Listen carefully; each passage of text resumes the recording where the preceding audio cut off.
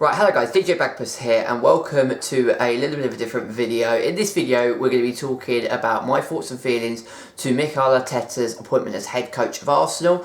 I'm going to be discussing whether or not I think he's going to do well at Arsenal and also whether he could get a win in his first game on Boxing Day at the Vitality Stadium when Bournemouth host Arsenal. I also want to say a very Merry Christmas to everybody here. Seasonal greetings from everyone here at DJ Bagpuss.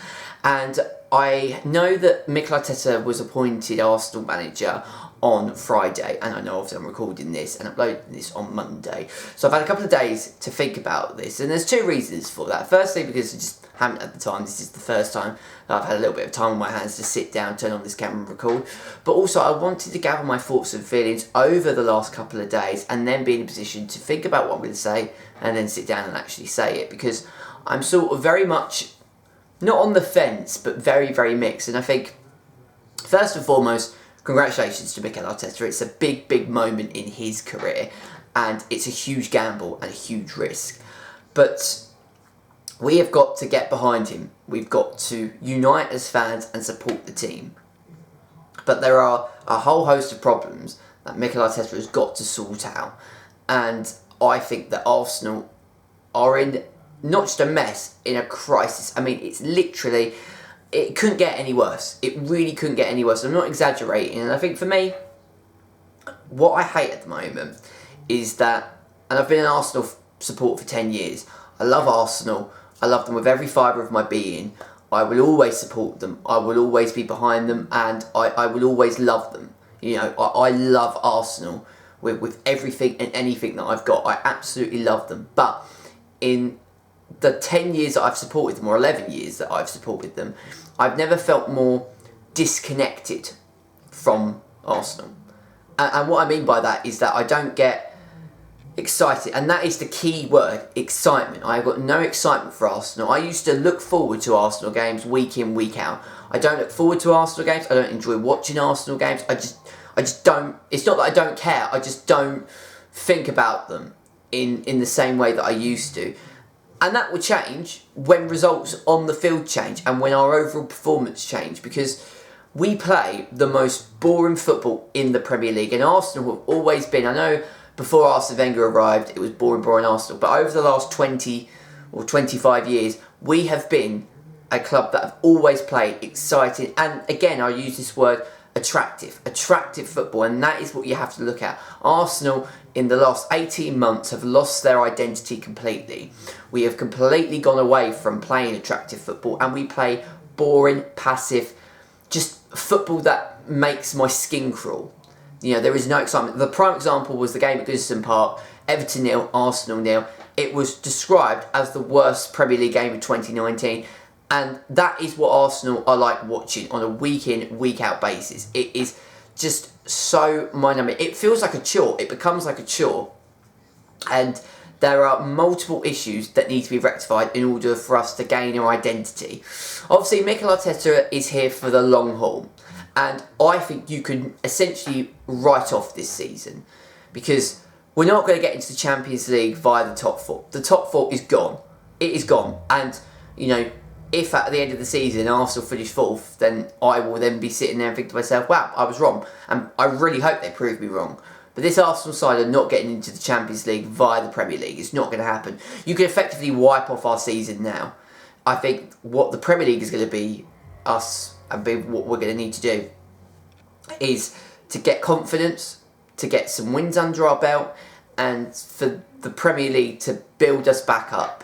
The Europa League is really where our season lies, and maybe a good run in the FA Cup, because you know we are the most successful team in FA Cup history, and they're just one-off games. So, you know, the FA Cup and the Europa League. The only way that we're going to get back into the Champions League is by winning the Europa League. And to be fair, we've not got a bad chance, because, you know, on our day we've got a squad that is capable of going all the way in the Europa League.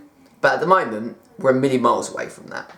So we've got to focus on that. That is the main thing. And I think that also Arsenal have not been consistent. And that is, again, the word that I'll use. Arsenal need to be consistent in the Premier League. I think we need to go back to the 2015-2016 Premier League season, when even though we fell away in a title race, we did spend the first I'd say 5-6 months of that Premier League season, consistently winning games. And we were right at the top of the table. We were right up there to win the Premier League title.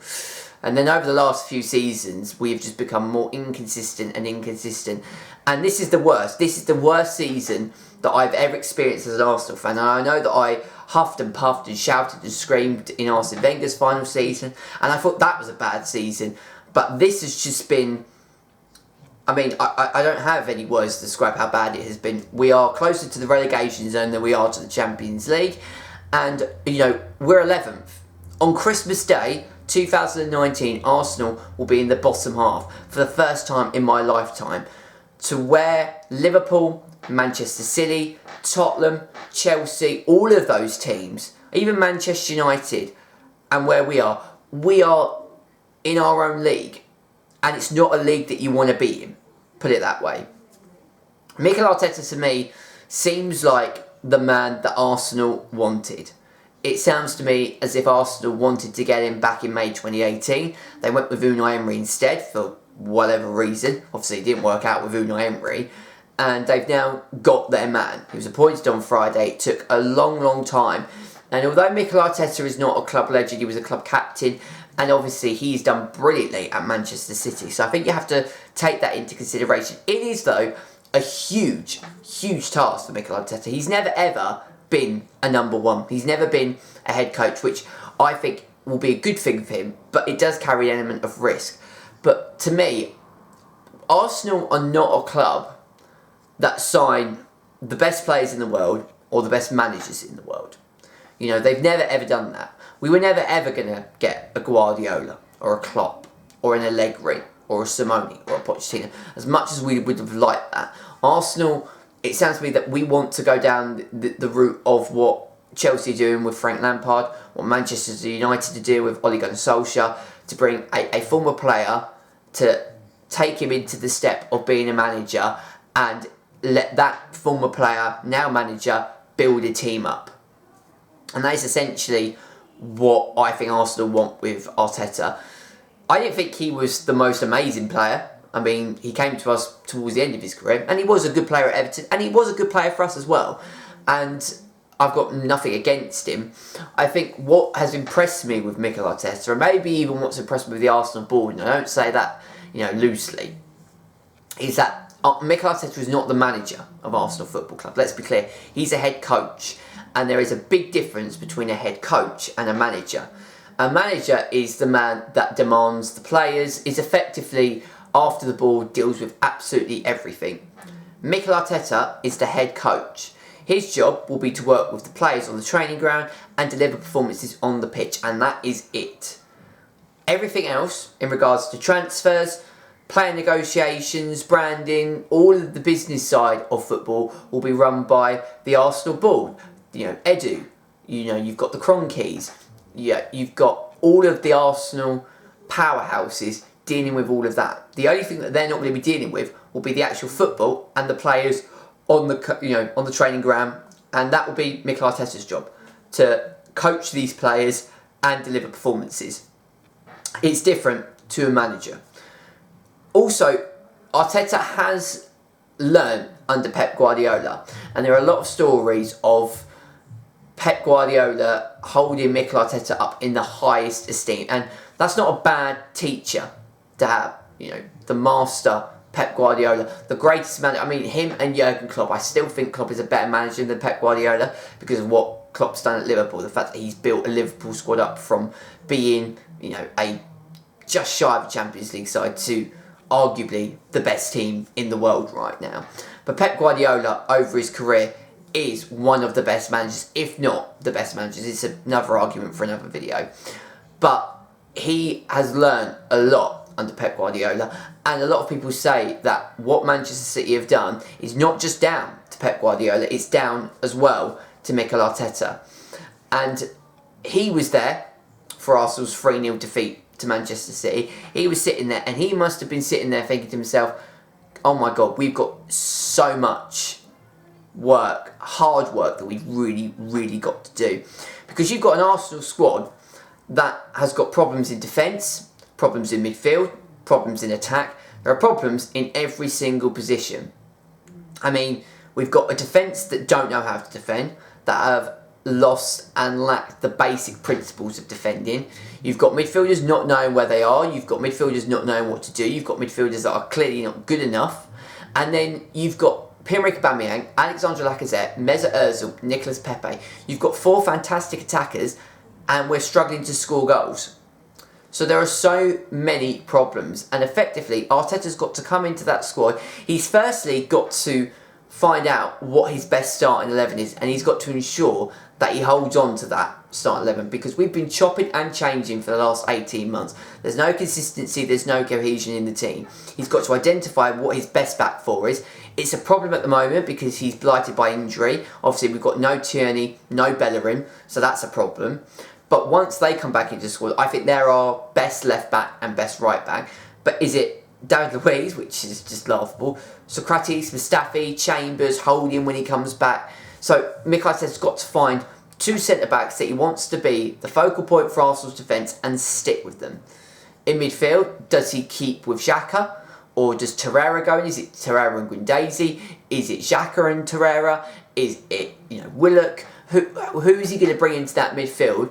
One midfielder to defend that back four and another midfielder to attack when one goes forward, one goes back, and vice versa. And how is he going to get Aubameyang, Lacazette and Pepe into the same starting 11? Where does that leave Mesut Ozil? How is he going to fit all of these players into the side and get them performing?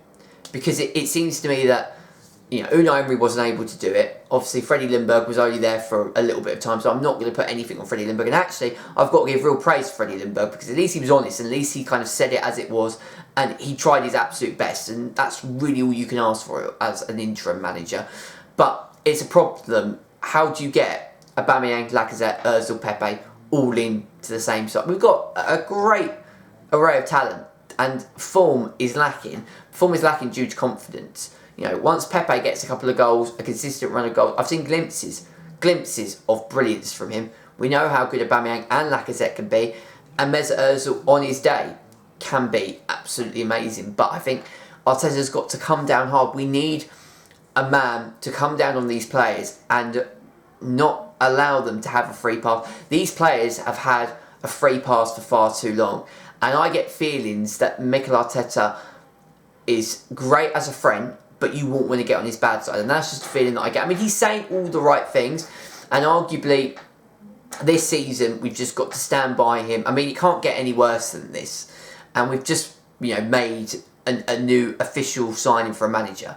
So we can't throw our toys out the pram. We've now got to be patient, and we've got to unite past them. And I'm now looking forward to seeing, now that I know that Mikel Arteta is the man for the next, it's 2 to 3 years, it's now going to be interesting to see whether he is the man to take us forward and what his ideas are. Because that's what I'm really looking forward to seeing. I'm looking forward to seeing what exactly he can do to take us to that next level. And he says that he knows what is expected of Arsenal Football Club. He understands what is expected of Arsenal Football Club. And obviously he's got a mountain of problems. My other issue is that I don't trust the board. I don't trust the board as far as I can throw them. And the fact that the board are going to be down to what players we bring in, the player negotiations, all of those bits and pieces worries me deeply. But then my other train of thought is sitting there and thinking to myself, at least the board are actively trying. They got rid of Unai Emery. They have finally, it took them a little bit longer than expected, but they finally have got their man. And it does seem that they are trying to do the very best to get Arsenal to back to where they want to be. But, I want Arsenal to aim for the stars. I want Arsenal to be up there with Manchester City, with Liverpool, with Leicester in these title discussions. I'd love nothing more. But I think this board would be happy with 4th every single year. The reason why they are being so active in getting rid of managers, bringing in managers, is because we're not in that Champions League spot. And Arsenal run as a business. They don't care, really, about results. As long as we get Champions League football, as long as we get that money for the Champions League, and as long as the money that we're spending is less than the money that we're receiving, happy days. And under Arsene Wenger, they were living in dreamland, essentially. That's changed now. And that is why they are going above and beyond to try and fix it. But are we going to see a board who put their money where their mouth is and actually say, no, we want Arsenal to be up there? I mean, we're a good, I would say at this point, and this is all based on who we bring in, how Mikel Arteta does, the state of the squad, I would say we're probably at least 5 years away from being a consistent Champions League finishing team. And we're at least 10 years, and I don't mean this lightly, we are 10 years at least from being back up there to winning the Premier League title. And in these next 10 years, we need to change everything. Because we're kind of coming to the end of a decade. In the last 10 years, Arsenal have ended their trophy drought. We've won 3 out of 4 FA Cups. We haven't won the Premier League title. We've come close, I would say, maybe twice in those 10 years. But in the last 5 years, we've declined. We've been on a steady decline that has reached breaking point at this point. So over these next 10 years, it's about the rebuild, the remodelling, the reshaping, and there are a lot of questions that I have that will be answered as the season progresses. I mean, that game against Bournemouth is going to be interesting because it's going to be interesting to see how the players respond, what Arteta's tactics are, the squad that he picks. They're going to give us an early indication, and we're going to be seeing over these next few weeks what players are ready, what players aren't ready, and what Mikel Arteta's intentions are, because actions speak louder than words, and we're going to really see that over these next few weeks. I do expect, now that we've got an official manager, I expected a response when Freddie Ljungberg played against Norwich, and obviously that didn't happen. And effectively under Freddie Ljungberg, we've been just as pathetic and insipid as you like. So now that we've got Mikel Arteta, we've got some tough games here. We've got Bournemouth away, Chelsea at home, we've got Crystal Palace at home, we've got an FA Cup game sandwiched in between. We have got some difficult games coming up, so we're going to see very quickly exactly what Mikel Arteta is all about and where this Arsenal side is going to be. And I expect to win on Boxing Day. I really do. It's time to see the first good performance of the season. Because apart from maybe the North London derby, and we were 2-0 down in the North London derby in the first place, I've not seen one good performance from Arsenal this season. You have to go all the way back to the end of last season, really, to look at this steady decline. And we've not played well all season. So I'm excited. I'm not sure. This appointment has kind of made me think to myself, this could go either way.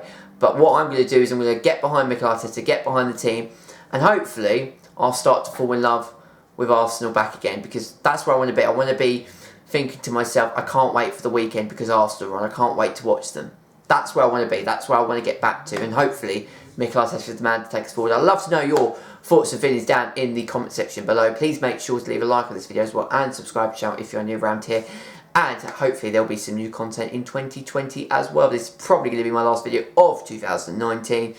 The channel is very much kind of in one of those lovely positions where if I want to make a video I do, and if I don't, I don't. So yeah, we're still going on and we're moving forward into 2020. I don't really know what the future of DJ Bagpuss holds, but I do have a couple of ideas, so just stay tuned. Whenever I upload, you'll see it on my channel, and then you guys are brilliant in always watching and supporting the channel, so I appreciate everyone who's still here and all of the kind support as well. This is DJ Bagpuss signing out. Take care, and I shall see you all later. Have a very Merry Christmas and a beautiful New Year, and I'll see you in the New Year as well. Take care. Bye-bye.